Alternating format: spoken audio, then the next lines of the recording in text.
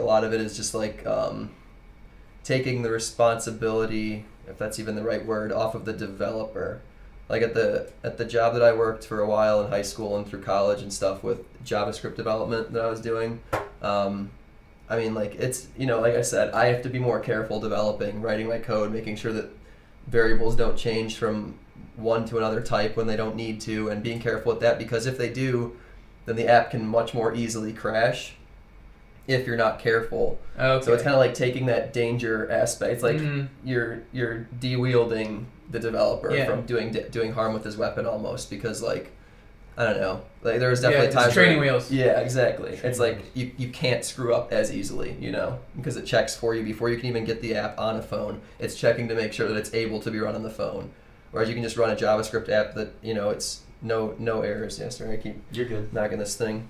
There's no errors in your code. You run it, it's fine. You might do some procedure in the app, click this, add this to the list, blah, blah, blah, a couple times, and it works. Then you do it with one keystroke differently or one character different, and it might crash the whole app, and there was no way that you would know that would crash it unless you just had the insight to foresee it, or it crashed, and then you're like, okay, well, what went wrong here? Oh, this changed, this is null instead of it should have had a value here, and then you go back and add your checks or whatever.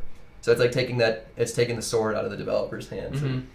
Just got a bare hand instead. Yeah, that's a really good way to say it. So like the compiler saves adds a safety net so that when you're doing these nice acrobatic feats in the air, building these awesome new apps like you're building the next Snapchat and Instagram, you know that the app's going to run if the compiler finishes and that it all executes. You know that it'll at least... Actually, you don't. Like, you can still have an app crash even if the compiler says it all works. Yeah. You get some added safety.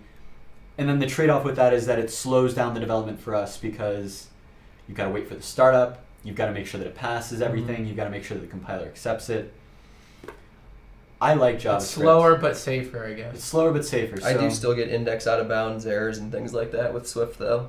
Still things like that you well, because it can't catch stuff like that. That's if you're using variable indices, then like on the fly things could still be out of bounds and array positions and whatnot. So things like that are kind of just like those will happen regardless, but it definitely minimizes.